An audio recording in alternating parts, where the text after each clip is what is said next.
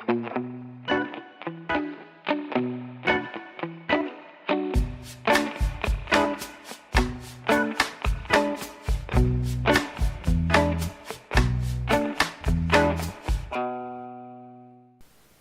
segunda parte, Sob a Lua num Velho Trapiche Abandonado, nós vamos conhecer, de fato, os Capitães da Areia, um por um deles, que são muitos, muitos personagens. Então vamos conhecendo os principais, as histórias dele, como que eles chegaram lá, e vendo várias aventuras deles. Então, os personagens principais é o Pedro Bala, que é o capitão dos capitães. Ele tem uns seus 14, 15 anos, é um menino branco, loiro, e a marca característica dele é um talho que ele tem no rosto, de uma briga que ele teve com o antigo dono dos Capitães da Areia. Quando ele conseguiu vencer dessa briga, ele acabou se tornando o novo capitão. E ele, de fato, assim, tem esse espírito de liderança muito forte, o que vai influenciar no seu destino final no livro. Ele é bondoso, em certa forma, tem um forte senso de justiça. Então, ele não tem receio de punir alguém que quebre as regras do grupo, mas ele acolhe todo menino novo também que aparece por lá. O próximo personagem é o João Grande, que ele é um negro, grande assim. Ele é o companheiro do Pedro Bala. Ele é descrito como um negro burro.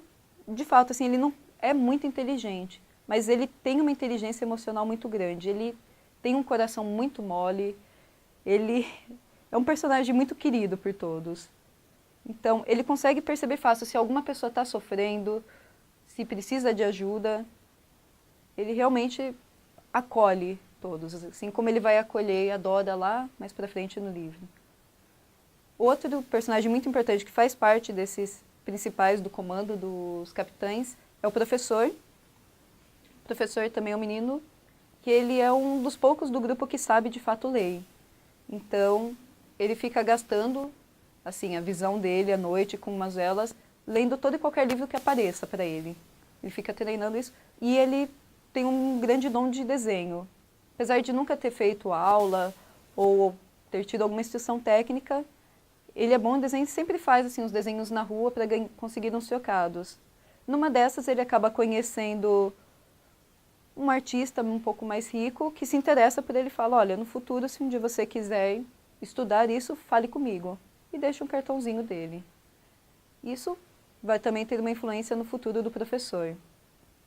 A gente tem o Sem Pernas, que ele lidera muito também das aventuras, e ele é um personagem muito revoltado. Enquanto os outros têm, assim, um pouco de bondade, jeito de socializar, o Sem Pernas não. Ele é um garoto muito sofrido, ele é coxo de uma perna, então ele sempre foi alvo de preconceito da sociedade, assim, abandonado e todo mundo maltratando ele. Um dia ele foi preso e sofreu, assim, os piores castigos na polícia. Ele foi trancado numa sala e posto para correr enquanto os policiais iam batendo nele. Então ele tem um ódio profundo de policiais e de toda a sociedade, que menospreza ele, olha com nojo até. Então, ele tem esse ódio dentro dele. Vai ter momentos na história que ele vai chegar próximo assim, de gostar de alguém de fato, de uma maneira pura, mas toda essa mágoa da vida dele não vai permitir ele de fato ser feliz. Temos o Pirulito, que é uma criança que tem uma grande vocação para Deus. Então, o sonho dele é um dia virar padre. E o padre José Pedro, que vive ajudando essas crianças, assim, ele até meio marginalizado pela própria paróquia, porque ele quer ajudar essas crianças, ele sente que a missão dele é lá. Ele fica muito feliz que ele conseguiu trazer pelo menos uma alminha daqueles meninos para a igreja.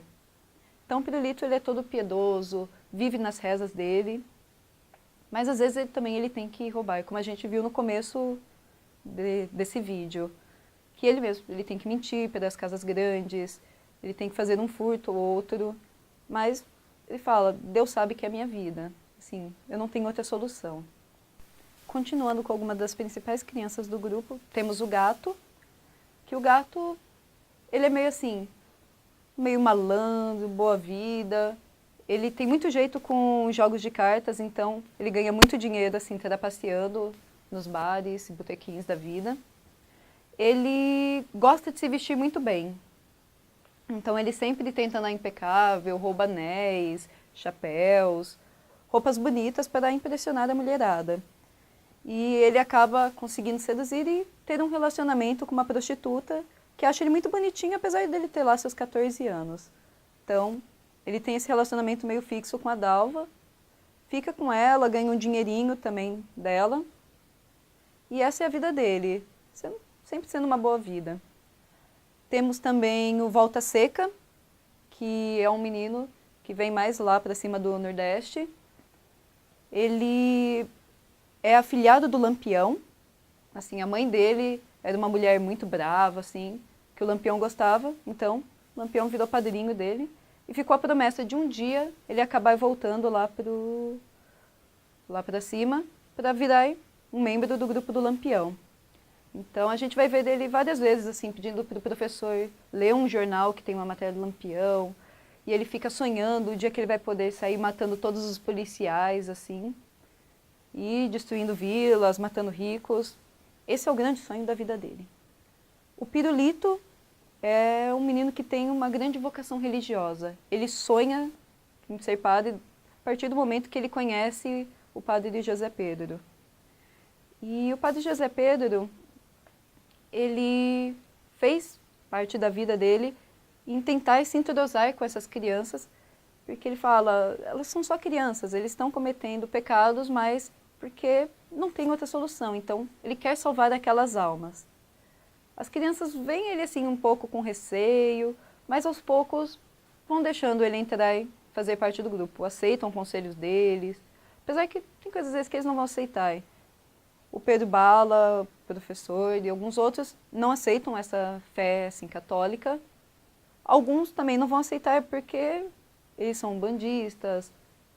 Tem toda essa cultura africana também, assim, da Bahia. Então, Ogum, Iemanjá vão ser, assim, vão ser entidades que vão ser muito mencionadas. Mas eles aceitam e gostam muito do padre. E o padre fica feliz porque conseguiu, pelo menos, levar uma alminha para o caminho da igreja. Por causa desse envolvimento com os Capitães da Areia, ele vai ser meio marginalizado assim na sociedade, que em vez dele ficar puxando o saco das mulheres ricas ou do povo de influência, ele prefere ser mais humilde, o que não é bem visto assim para o clero. Ele vai sofrer várias reprimendas, ameaças de perder assim a igreja que ele já está, ou a chance de pegar numa paróquia melhor. Ele vai ficar sempre nesse meio termo de, será que eu ajudo? Será que eu tento ficar bem na vida? Mas são crianças. E ele sabe que não é uma pessoa muito inteligente. Quando ele entrou para o seminário, foi assim, uma forma dele conseguir melhorar na vida. Ele tinha vocação, mas ele nunca foi o aluno mais inteligente. Isso é meio que tacado na cara dele várias vezes, quando ele tenta defender das crianças. Assim, o alto clero fala, não, você nunca foi muito inteligente, você não sabe o que está falando, a gente sabe o que é certo e a gente sabe que essas crianças estão erradas. Então, é um personagem que vai sofrer muito para tentar levar uma vida melhor dos Capitães da Areia. E vão ter vários outros personagens que vão aparecendo na história, como o João Adão, querido de Deus, que é um capoeirista que ensina essa luta para o Pedro Bala, para o Gato, para o João Grande. A Dona Ninha, que é uma mãe de santo, que sempre vai estar rezando por eles, curando, fazendo curativos, mas ajudando eles dessa forma espiritual. E da mesma forma, eles vão sempre ajudar ela, como em um dos capítulos dessa parte, que roubam uma estátua de um santo, e o Pedro Bala, ele vai na prisão buscar, então passa uma noite lá preso, apanhando um pouco, mas só para conseguir trazer de volta essa estátua, porque era importante para a Dona Ninha, porque ela sempre ajudou o grupo, e tem essa lei do grupo, que meio que um código de honra. Se alguém nos ajudou, a gente tem que ajudar também. Então, esses são alguns dos principais personagens que a gente vai conhecendo aos poucos durante essa parte.